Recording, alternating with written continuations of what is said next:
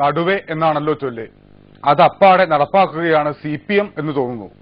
നാടാകെ പീഡനം നടക്കുമ്പോൾ ഒരു പെരുമാറ്റ ദൂഷ്യമെങ്കിലും ഇല്ലെങ്കിൽ എന്ത് കാര്യം?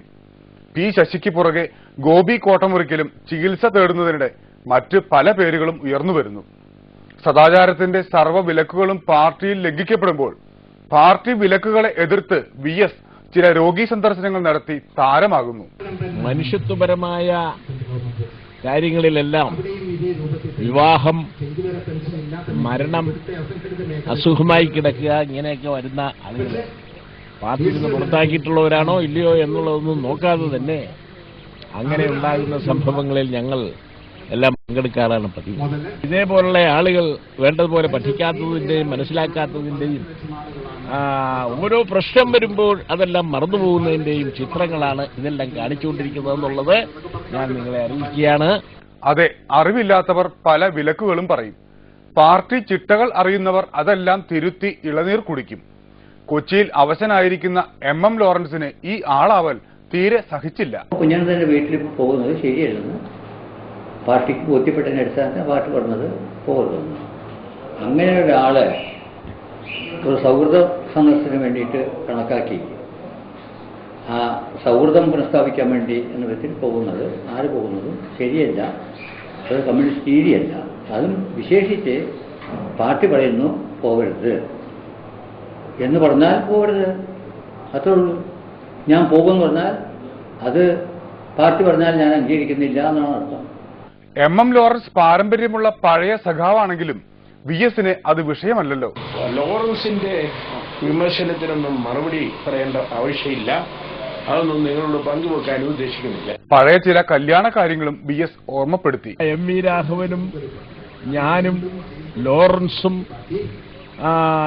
BJPയുടെ CK പത്മനാഭനും എല്ലാം ഒന്നിച്ച് ഞങ്ങളുടെ പാർട്ടി സെക്രട്ടറി വിജയന്റെ മകളുടെ കല്യാണത്തിന് പങ്കെടുത്തതാണ്. അപ്പോൾ വിവാഹം, മരണം, അസുഖം തുടങ്ങിയിട്ടുള്ള കാര്യങ്ങളിൽ ഞങ്ങൾക്ക് അങ്ങനെ ഒരു വേർതിരിവ് ഉണ്ടായിട്ടില്ല. അതിന് സാക്ഷാൽ സെക്രട്ടറി തന്നെ മറുപടിയുമായെത്തി. കല്യാണത്തിന്റെ ഒരു ഘട്ടത്തിൽ എന്നെ ശാരീരികമായി മുൻപ് നശിപ്പിക്കാൻ ശ്രമിച്ചയാളാണോ, രാഷ്ട്രീയമായി നശിപ്പിക്കാൻ ശ്രമിച്ചയാളാണോ എന്ന ഒരു വേർതിരിവിലേക്ക് ഞാൻ പോയിട്ടില്ല. സാധാരണ നിലക്ക് ക്ഷണിക്കാൻ പറ്റാവുന്ന എല്ലാവരെയും ഞാൻ ക്ഷണിച്ചിരുന്നു. ഞാൻ കണ്ടത് ക്ഷണിച്ച് എല്ലാവരും വന്നതാണ്. നല്ലൊരു അനുഭവമായിരുന്നു. അത് കല്യാണം. അതുപോലെ രോഗി സന്ദർശനം കാണാനാവില്ലല്ലോ. കോട്ടമുറിക്കൽ ഒളിക്യാമറ കൊണ്ട് ചതിക്കപ്പെട്ട് പുറത്തായപ്പോൾ പകരക്കാരനായി ചെങ്കോല് കിട്ടിയ ഗോവിന്ദൻ മാസ്റ്റർ കൂറുകാട്ടി. കമ്മ്യൂണിസ്റ്റ് വിരുദ്ധ നിലപാട് സ്വീകരിച്ച് തീഷ്ണമായ രീതിയിൽ പാർട്ടിക്കെതിരായിട്ട് നിൽക്കുകയാണ്. അങ്ങനെയുള്ളവരെ കാണാൻ പോകേണ്ടതുണ്ടോ എന്നുള്ള കാര്യമാണ് ഇവിടെ പലപ്പോഴും ചർച്ച ചെയ്യപ്പെടേണ്ടി വരുന്നത്. എല്ലാവർക്കും മറുപടിയുമായി എത്തിയ ബെർലിൻ കുഞ്ഞനന്ദൻ സഖാവ് പഴയ വിലക്കിനുള്ള അരിശം കൂടി തീർത്തു കളഞ്ഞു. ഇത്ര ആദപ്പതിച്ചതായ ഒരു പാർട്ടി ഉണ്ടോ ലോകത്ത്? കമ്മ്യൂണിസ്റ്റ് പാർട്ടി എന്താ വ്യഭിചാരശാലയാ? ഏറ്റവും നികൃഷ്ടമായ ഒരു പ്രവർത്തനം പാർട്ടിയുടെ ഓഫീസിൽ നടത്തുക. ചെങ്കൊടി വിരിച്ചിട്ടാണോ ചെങ്കൊടി ഉയർത്തിയിട്ടാണോ എന്ന് എനിക്കറിയില്ല. എന്തുണ്ടായി എന്നതല്ല, എന്തിന് ക്യാമറ വെച്ചു എന്നതാണ് ലോറൻസ് സഖാവിനെ രോഷം കൊള്ളിച്ചത്. അങ്ങനെ ഒളിക്യാമറ ഉപയോഗിച്ചിട്ടുണ്ടെങ്കിൽ അങ്ങേയറ്റം ഗുരുതരമായ തെറ്റാണ്. എരിയുന്ന തീയിലേക്ക് എണ്ണയൊഴിക്കാമോ എന്നൊന്നും ചോദിക്കരുത്. മഹിളാ കോൺഗ്രസിന്റെ അഡ്വക്കേറ്റ് ബിന്ദു കൃഷ്ണ ആ തീയിലേക്ക് എണ്ണ വാരിക്കോരി ഒഴിച്ചു കളഞ്ഞു. എനിക്ക് മനസ്സിലാക്കുവാൻ കഴിയുന്നത് 3 കേന്ദ്ര കമ്മിറ്റി അംഗങ്ങൾക്കെതിരെ ഇതുപോലുള്ള പരാതികളുണ്ട്.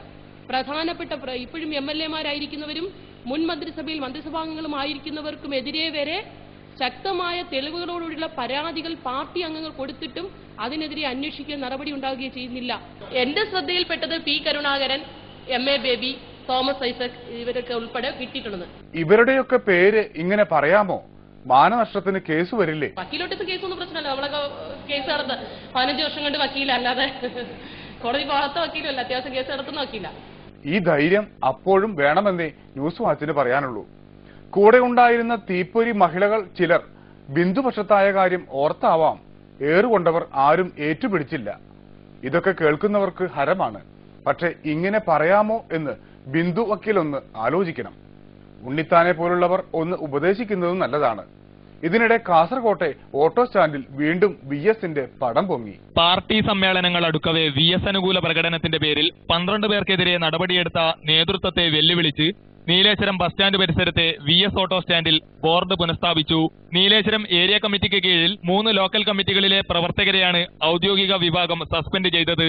ഇതിനെതിരെയുള്ള പ്രതിഷേധമായിട്ടാണ് CITU ഓട്ടോ തൊഴിലാളികൾ ബോർഡ് പുനഃസ്ഥാപിച്ചത്. നേരത്തെ പാർട്ടി ജില്ലാ കമ്മിറ്റിയുടെ നിർദ്ദേശത്തെ തുടർന്ന് ബോർഡ് നീക്കം ചെയ്തിരുന്നു. VSനെതിരെ പാർട്ടിയിൽ നീക്കങ്ങളുണ്ടായപ്പോൾ സംസ്ഥാനമൊട്ടാകെ നടന്ന പ്രതിഷേധ പ്രകടനങ്ങളുടെ പ്രഭവ കേന്ദ്രമായിരുന്നു നീലേശ്വരം ബസ് സ്റ്റാൻഡിന് സമീപത്തെ ഓട്ടോ സ്റ്റാൻഡ്. ഉയർത്തിപ്പിടിക്കാൻ പാർട്ടിയിൽ ഇനി ഏറെ പേരില്ലല്ലോ. പിണറായി സഖാവ് മുമ്പ് പറഞ്ഞത് ഓർക്കാം, നിങ്ങൾക്ക് ഈ പാർട്ടിയെക്കുറിച്ച് ഒരു ചുക്കും അറിയില്ല.